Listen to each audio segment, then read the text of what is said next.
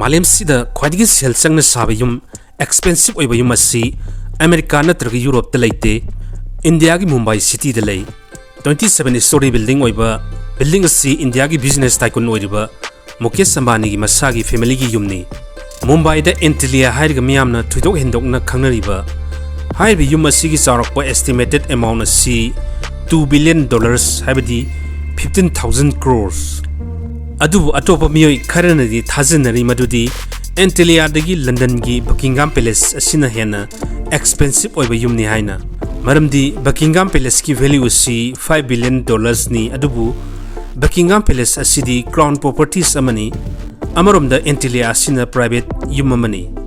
kariguma Antilia asi Malemda khwaidagi tangba private yum amani haibada haimanba thokla roi la loi dauri kari ehenba magun yawbunano yum asibu Malemda khwaidagi tangliba haibadu video asina makha taminasi yum asigi interior horokpadagi taruk suba floor da yamna chawroba car parking ama semli haiba parking asida amukta da chamaga humdra cars park tawbi yai miyamna su thoidok hendokna Mukhesh Ambani si luxurious car da yamna ngaujaba miyoi amani habisi ubiram lagani khangbiram lagani magi car collection da chamaga humphunipan masida yauri chawroba car parking asida natana gari servicing station amasu yauri masida Ambani gi family khaktagi oiba gari servicing tawi karigumba car da satningbagi interest mut laitaba numita helicopter da satnabagi option matam supada ready da lei Antilia gi mathakta helipad mafam ahum lei car parking gi area dagi lambi ama puduna satli masida amani khakta natana elevator mapan pali Ambani gi family nattaba atopa kanagumba amana mathakta satpa pamlagadi hairiba access tawi yaba limit adudagi hena kakhatpa satpa yaroi masigi mathaki floor anida recreational center amalai masida swimming pool gym juice bar dance studio amasung yoga studio lei amuk mathaki floor da thengnagani spa salon ama massage room leigani loinana yamna chawrba aduki matik fajarba hall ama masida yamna special oiba event ta sinanda bangi dokta lei entertainment gi wafam lakpada su yum masida cinema hall yauri masida mi yankai nuaina famlaga movie yengba yai yum masida yamlaba masing khangdana terrace amasung balcony yauri masida plantation uba fangbigani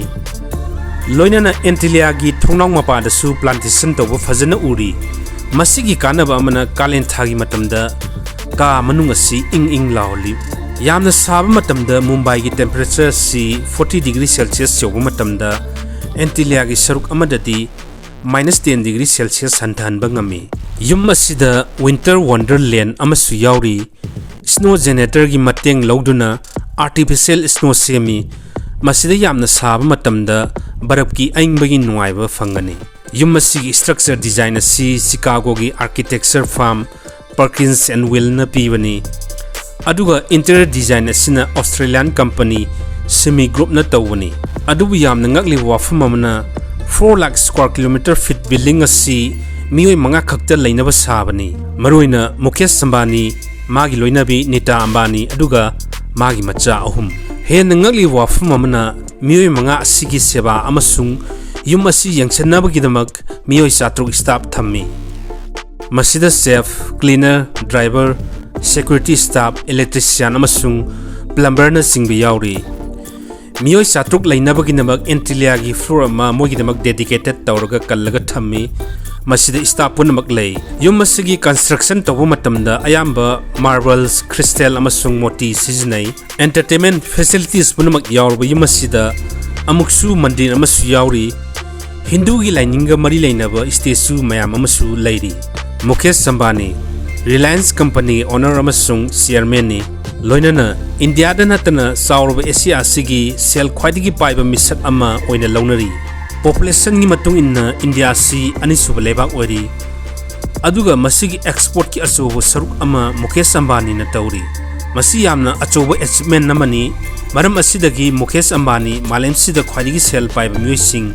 manungda ama oiri $52 billion habadi 3,900 Arab ki mapu Malemda khwaidagi sel paibada 35 subada leiri